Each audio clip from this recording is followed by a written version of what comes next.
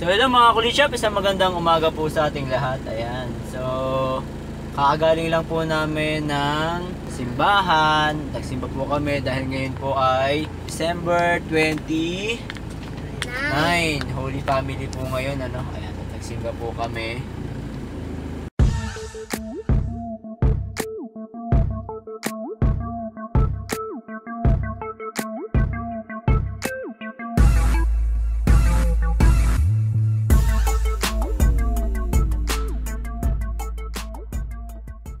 Guys, ngayon ay siguro mga ilang vlog na lang yung magagawa natin kasama si Crosswind, ano, dahil yun nga po, nakakalungkot mang sabihin, pero kailangan kasi natin gawin. Ayaw ko man po sanang gawin, masakit man po sa aking kalooban, dahil ang sakyan po natin ito ay lagi natin kasama sa lahat ng ating mga lakad, at tayo naman ay hindi na pinabayaan. Napakabait naman po nitong ating sasakyan. Kaya lang po sa kadahilanan na kailangan nga po magpagamot ng kapatid ko at wala po siyang financial na pera para dun sa pangbayad. Although meron po siyang kotse na pwedeng gamitin or ibenta, kaya lang po yung maalin po ang mauna, no? Dahil nga po itong kotse na to, yung Altis po, ay hindi naman nakapangalan sa kanya. Medyo masalimuot po ang papel, kaya hindi ko alam kung may bebenta po namin agad. Pero itong sasakyan ko, nakapangalan sa akin, all goods naman. Kaya yun nga po, for sale na po siya for 250,000, negotiable pa po, ano. Pero sana yung Altis na lang po ang mabenta kaysa dito. So pauwi po kami ng Indang dahil ngayon po ay reunion namin. May reunion po yung pamilya ng asawa ko. At kasama po kami. Nakakalungkot man po isipin, pero para naman po sa kapatid ko yung gagawin natin, ano, parang sakripisyo na lang natin na yung alinman sa sasakyan natin ang mabenta para po sa kanya. Ito naman po, all goods to, 4JA1. Alam ko naman po na sa lahat ng nakasubaybay sa College Shop ay nakita nyo kung paano ang pag-aalaga ko dito, at yung maintenance natin, mga features nya, at nailagay natin dito, ano. At kita nyo naman, alagang-alaga natin ito sa sasakyan natin. Napakatipid, 12 to 40 kilometers city driving, ano. Kaya ayaw ko rin sanang bitawan dahil talagang napakatipid nito, guys. Wala akong masabi, malamig ang aircon, no. Fresh ang loob, interior. Nakita nyo naman sa mga vlogs natin na fresh yung interior nito. Solid ang pang-ilalim, napalitan na natin lahat ng mga dapat palitan. Walang tagas, walang talsik, walang usok. 4,000 RPM, walang usok. Malakas sumatak. Yun lang po talaga sa bilis. Lahat naman po ng 4JA1 ay hindi natin maaasahan sa pabilisan, ano, dahil low speed gear ang ating differential. Pero sa ahonan, wala tayong masasabi. Kahit puno, iaahon at iaahon kayo nito. Makapal ang mga gulong, naka-LEDs na po lahat. Dashboard, signal light, tail light. Ang hindi na lang po naka-LED dito ay yung ating headlight, dahil iwasan nga natin po na mawala yung high beam indicator, ano. EMS po nito, change oil every 5,000. Change oil po tayo. Palit lahat po ng mga filter, linis ng sedimentor. Ayan, on time naman po ang differential at gear oil, transmission oil, napalitan na natin. Yung mga fluids, pinapalitan natin yan during PMS period, ano. Kaya po medyo mabigat sa akin na mawalay sa akin itong sasakyan natin na to. Medyo masakit sa akin at nakakalungkot. Kailangan nga lamang at kailangan nating ibenta. So, maalin po dun sa ating Altis at saka dito. Pag nabenta po yung Altis na nauna, edi wala pong problema. Ito yung ating ikikip. Ito naman po yung mabenta na agad, di yung Altis muna gagamitin natin. At yun ang ipambabayad natin sa pampagamot ng ating kapatid. Newly installed dashcam nga po tayo. Ito, nagpa-full tank na rin ako, pero nabawasan na rin syempre yung ginagamit natin. At napakaganda nung pagkakawax natin, guys, ano. Kasi yung Altis yung nasa garahe at ito yung nasa labas. Nag-uulan sa panahon ngayon. Pag umulan, hindi talaga kumakapit yung tubig, no? Dati pag pinunasan mo, kumakalat pa yung tubig. Ngayon, ang ginagawa ko, hinihipan ko yung tubig, eh. Pag ihip ko doon sa tubig, sumasama doon sa ibang tubig, no? Tumutulo lang siya. Pwede mo nang hindi punasan. So ganun kaganda yung hydrophobic wax natin na ginagamit, no? Tsaka yung pagkakabap natin, no, nakuskus nating mabuti, no? Nag-penetrate talaga siya dun sa body ng ating sasakyan. At yung kintab, hindi nawawala yung kintab kahit ginamit ko na nung isang araw, na ulanan to, naputikan, tapos punas lang at makintab na ulit. So yun guys, kung meron mapapagusto, PM lang kayo, message lang po kayo sa Kulit Shop. At kung malapit po kayo, nasa 13 Indang ang location ng ating sasakyan. At kung gusto niyo po makita kung paano natin pinipms to, nasa YouTube channel lang natin na Kulit Shop. Ang mga ginawa nating PMS, repair, lahat nandun na. So yun mga Kulit Shop, isang magandang tanghali po sa ating lahat. Ayan.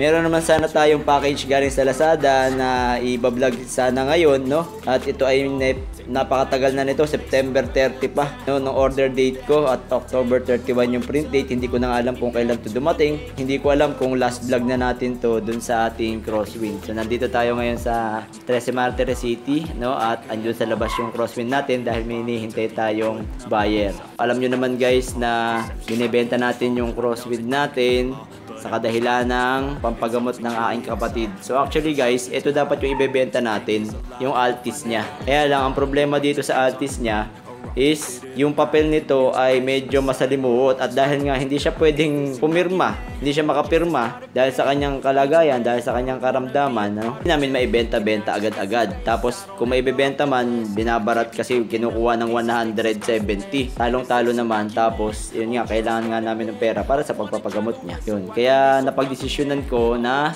sakripisyo muna tong ating Crosswind, no? Ile-let go ko na muna para pampagamot niya, yung kailangan niya sa mga expenses niya ay mapunuan na natin agad-agad, no? At ito nga po ay binibenta natin sa halagang 250,000 o 250k ang asking natin, pero negotiable depende sa pagkakasundo-sundo, ano. So ano ba tong ating ito kasi guys, so nagkabit tayo dati guys ng extension para dun sa cigarette lighter. Ayan, meron dalawang socket para sa dashcam, para sa underglow natin, at yung isa ay para sa voltmeter sana natin. Pero dahil sa tagal na nito guys, parang nasa 4 years, 5 years na to eh. Hindi na gumagana yung isang slot niya, hindi na magamit yung kanyang voltmeter, hindi na magamit. So meron din yung charger, ayan, kung gusto niyo mag-charge ng cellphone. Pwede niyo lagyan na cable. Ayan yan, na-discuss na natin yan dati doon sa mga una kong vlog. Kaya tayo ay nag-purchase at bumili nitong, ayan, car charger. Okay, so ito, ang kagandahan nito guys is dalawa na to. Bestseller 01, ayan, sa halagang 153 pesos. So ito dapat yung ilalagay ko dyan, dalawa na yung slot para dun sa dashcam at sa underglow natin. Tapos hindi na natin magagamit yung voltmeter, no? Dahil meron na siyang voltmeter dito mismo sa kanyang gitna. So may voltmeter na siya, lalabas na yung voltmeter niya dito, reading. Tapos meron pa siyang dalawang saksakan ng charger kung kailangan yung mag. So sabi nga dito, dual USB, intelligent protection, fast charging, digital display ng voltmeter. So ayan yung itsura niya. So ang kagandahan dito guys, wala na tayong mga wire. So ang kagandahan dito na lang natin siya isasaksak. So ito kasing ating splitter, may wire, tapos naka-split sa tatlo. So mangyayari dito, ayan, nakatusok na lang siya dyan. Tapos pwede siya matilt up, ayan, pwede siya nakaganto, ayan, dyan yung sasaksak, pwede rin nakababa. Tapos ganito yung kanya magiging itsura. So try natin, nahugutin ko itong isa. Ayan, ganyan yung itsura niya ngayon. Dito ngayon kayo magsasaksak ng dashcam at yung sa underglow natin. And then yung compartment sa baba, magagamit nyo pa kung kailangan nyo gamitin, ano? Kasi may space pa dito eh. So, doon ko lang nilagay yung ating splitter. Tingnan natin guys kung gumagana naman siya. Hindi ko pa na testing eh, tagal na sa akin. So yun, baligtad lang. So kita nyo yung voltmeter natin, 12.5. So maganda yung charging ng ating battery. Tsaka kagandahan yan, direct dun sa cigarette lighter natin. Ito kasi, cigarette lighter tapos may extension. So yan ang kagandahan nitong ating charger na to. Tapos hindi naman siya messy tingnan. Saksak lang siya dyan. So hindi naman siya kakalog-kalog basta-basta. So ilagay lang muna natin itong luma. Ito kasi kaya hindi ko pa pinapaltan. Yari pa eh, gawa pa yung dalawa. So Hinihintay ko masira muna bago natin palitan ito. Kaya ang tagal natin na ma-vlog. At yun nga, baka hindi kasi abutin na ng pagbablog ko itong charger na to, kaya binlog ko na ngayon. So ipiprint na lang siguro natin to dun sa makakabili ng ating car charger, as well as itong ating Remax na voltmeter. Ayan, ipiprint na natin yan sa makakabili guys, no. Sama na natin dito. Ang pupunta nga po pala dito ay taga Batangas, ano. So nung nakita niya yung post ko kagabi, pupunta na siya. And then, ayan yung gas natin. So medyo nabawasan na kasi ginamit-gamit na natin, pero full tank dapat doon nung una. Ayan, nakauwi na kasi kami ng Indang, nakabiyahe na kami ng ilang biyahe. Ayan po.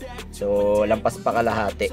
Ayan nga, medyo malungkot. Kagabi may tumingin galing Bicol, kaya lang hindi kami nagkasundo sa presyo. Hindi lang ako bumigay ng masyado mababa dahil alam nyo naman guys, nakita nyo naman yung pag-aalaga ko dito. Ewan ko lang ha. Kaya mas maganda, puntahan nyo yung unit kung gusto nyo mabili. Kayo yung interesado, puntahan nyo. Kung hindi pa mabibili ngayon, kung hindi pa magkakasundo o hindi makakuha ng taga Batangas. Pero yan, kita-kita nyo naman yung mga ginawa natin dyan at updated naman tayo. Medyo malungkot na lang talaga sa akin dahil talagang mahal na mahal natin itong sasakyan natin. Unang-una, pangalawa, sobrang tipid, sobrang tibay, wala na akong problema, wala akong sakit ng ulo. Tapos, ito nga yung ginagamit natin pang vlog. So, syempre, yung Kulit Shop, nabuo kasi si Kulit Shop dahil sa sasakyan na to, dahil sa mga DIY, dahil sa mga updates natin dito sa sasakyan, sa mga tulong natin sa mga iba natin mga kasama na kay Isuzu Crosswind. Syempre, pag nawala tong sasakyan natin, na ibenta natin, makakapag-vlog pa naman tayo, pero hindi na tungkol sa Crosswind. So, hindi ko alam kung may manonood pa ba ng mga vlogs natin, no? Kasi, napapansin ko dun sa mga vlogs ko, pag hindi tungkol sa Crosswind yung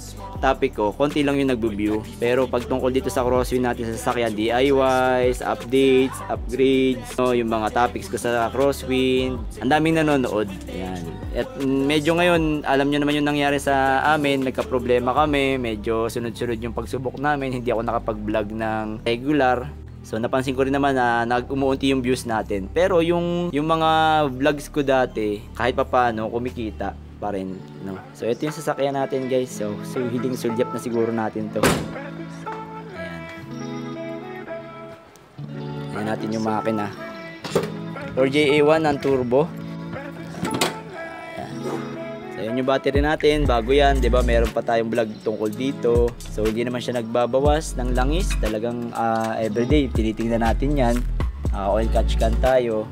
Ito kasi araw-araw kong ginagamit, guys. Service. So alam natin yung sitwasyon niyan, ano. Wala naman siyang tagas sa ilalim.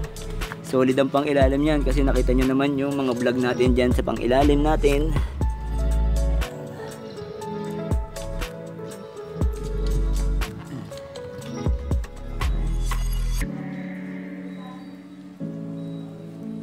Nakashackle tayo, hood damper. Hindi lang tayo naka-LED na headlight. Naikot, paikot.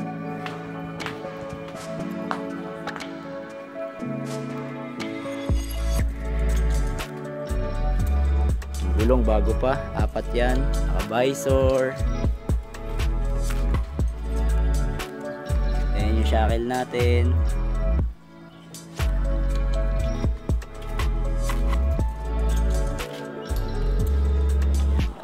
Gulong, apat. Ceylon Terramax. So, 'di ba? So, naka-vlog din 'to kung kailan natin 'to kinuha. Tinted. Hindi na masyadong dilim. Gana lahat ng power window, mirror, keyless entry. So, naka-flip key nga tayo, no. Hintayin na lang natin yung buyer. Ayun, so kagabi nga nung tinitingnan siya nung taga Bicol, sabi ni Zane, "Papa, huwag nating ibenta si Crosswind." Sinasabi niya sa akin na medyo naluluha-luha din, naiiyak-iyak din. Tapos ako nga medyo naiyak din ako ng konti, napaluha tayo. Tinitingnan, no? Kasi parang ayaw pa nating i-let go talaga yung sakyan natin. So kung hindi nga lang kailangan, guys. So yun, yung kaninang iba-vlog natin, di na tuloy yun na naging focus ng vlog natin, no. Madali lang naman ikabit, sa cigarette lighter lang. Sasalpak lang natin, din salpak na natin yung mga accessories na dapat nating isalpak. So yun, doon tayo nakapokus sa pagbebenta natin ng Crosswind natin. Update ko na lang kayo, guys, mamaya pag dumating na yung buyer natin, ano, kung anong magiging desisyon nila, kung kukunin ba nila or hindi.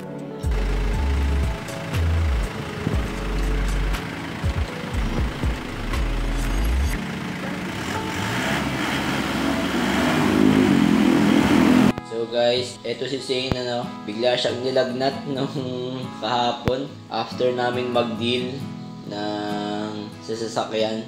Ewan ko, siguro nalungkot din masyado at ngayon, di ko alam bakit bigla siya nilagnat. Pero mamaya kukunin na daw kasi yung sasakyan, kaya say goodbye to Crosswind na. So guys, babalikan yung sasakyan natin ngayon, araw ng linggo, January 5. Eto, huling garahe na ni Crosswind sa garahe niya guys. Malamang sa malamang. Bago po matapos yung video natin, maraming salamat po doon sa mga nag-inquire, sa mga nagtanong, sa mga sumuporta sa College Shop, dahil kung hindi po dahil sa inyo, sa mga nag-share, kung hindi dahil po sa inyo ay hindi po siguro mabibili tong Crosswind natin. At also, yun pong magagamit na nung kapatid ko yung kailangan niya.